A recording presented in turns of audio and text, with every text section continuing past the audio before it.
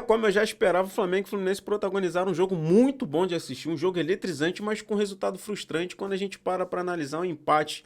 Um jogo desse, um 0 a 0, um empate com 1-1, 2-2, foi o que eu imaginei de acontecer, um empate com 2-2, porque são dois times que buscam, embora o Flamengo não viva o seu melhor momento, é um time que corre, vai para frente, tem a ideia de propor o jogo, e o Fluminense também, então eu imaginei de ambos times darem espaço um para o outro.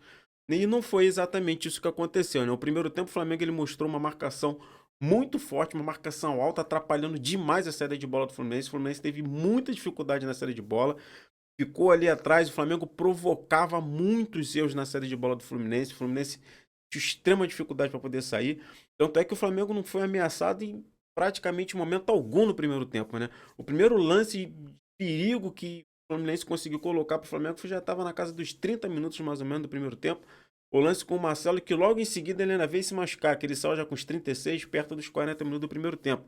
Infelizmente, porque é um jogador que faz uma baita falta em qualquer time da Série A do Campeonato Brasileiro, né? Mas infelizmente o cara se machucou e entrou o Guga, né? Tem uma queda de qualidade, assim, impressionante. O Marcelo, ele é um cara que tá muito, muito acima da média. Indo pro jogo.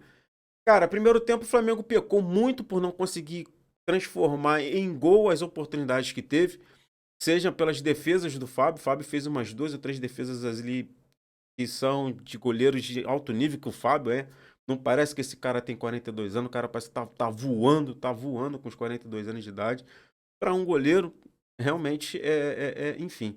É um cara que ele teve a maior nota, tô olhando aqui no SofaScore, ele teve a nota 8, foi o cara que teve a maior nota na partida, e de fato fez um partidaço, né? Ele de fato merecia o troféuzinho lá de melhor jogador em campo.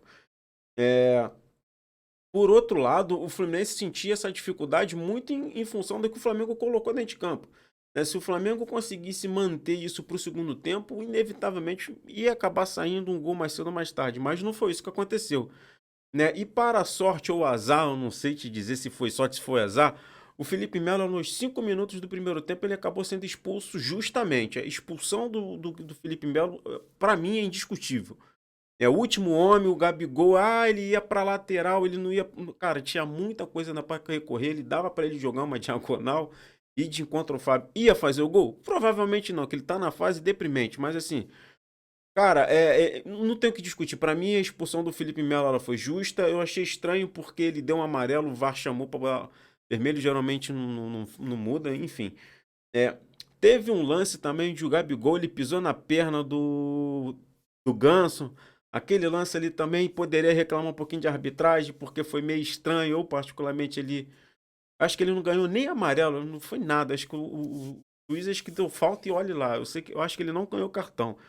É um lance que os tricolores estão reclamando, mas enfim, isso não mudaria o resultado da partida, né? Porque assim, quando começa o segundo tempo, o Felipe Melo ele é expulso com 4 minutos de jogo. Então, 4 minutos é difícil você avaliar. O que dá para perceber ali é que o Flamengo já não estava com a mesma intensidade do primeiro tempo no início do segundo tempo. E por incrível que pareça, depois da expulsão do Felipe Melo, o Fluminense ele conseguiu ficar um pouco mais organizado, né? Não sei se foi em função do que o Diniz conversou dentro de campo não, perdão, no vestiário, na troca da volta do jogo, porque o Fluminense ele voltou um pouco mais organizado e até mais ou menos uns 20, 25 minutos o Flamengo não conseguiu aproveitar o fato de estar com um jogador a mais e conseguir impor um pouco mais de pressão.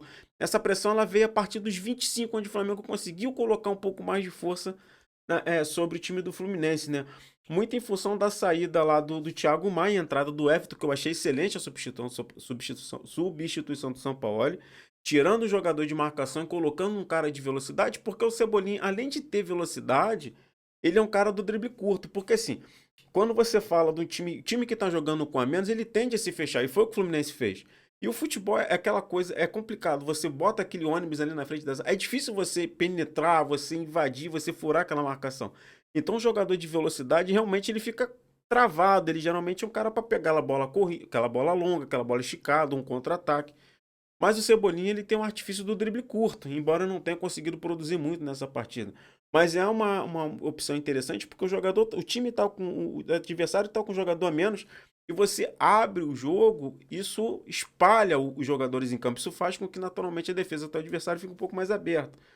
Mas o Flamengo teve muita dificuldade. O Arrascaeta ele saiu logo em seguida com os 20 minutos do segundo tempo, 30 minutos, mas esgotado. O Arrascaeta estava esgotado, esgotado, esgotado. Eu não gostei da entrada do Vidal, mas apesar que ele entrou no finalzinho, já aos 83 lá, no final do jogo. Mas assim, o Flamengo ele conseguiu, no mais pro finalzinho, colocar um pouco mais de pressão. O Fábio ainda fez umas 2 defesas no segundo tempo, muito importantes. Assim, o Fábio ele realmente foi fundamental.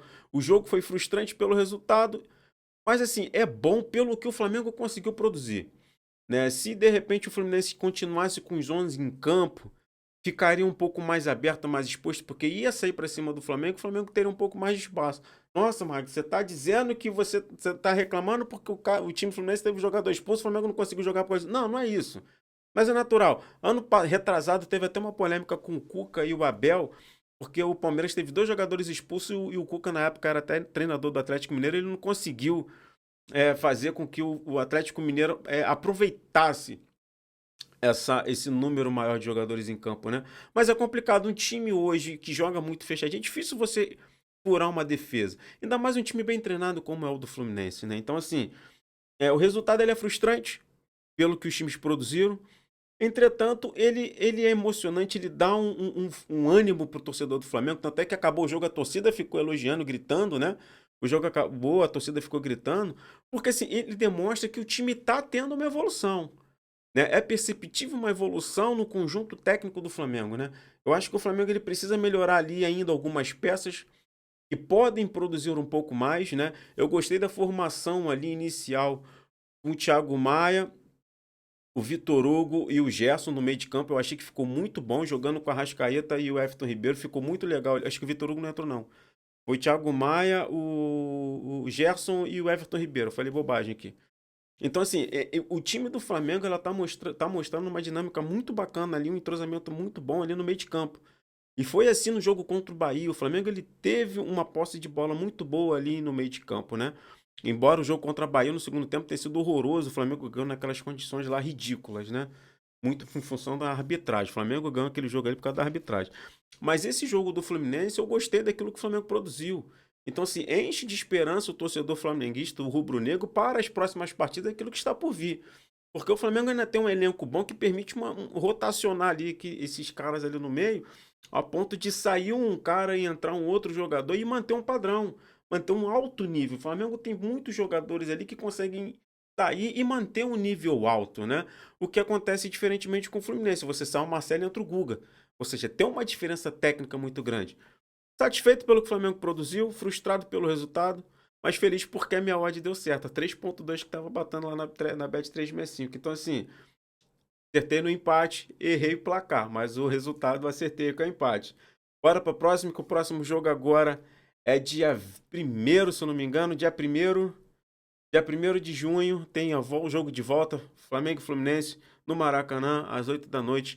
Amanhã eu vou estar vendo o jogo do Corinthians e o Atlético Mineiro. Provavelmente eu vou estar fazendo outro vídeo aqui. É isso, gostou, curte, compartilha, comenta. Tamo junto, forte abraço.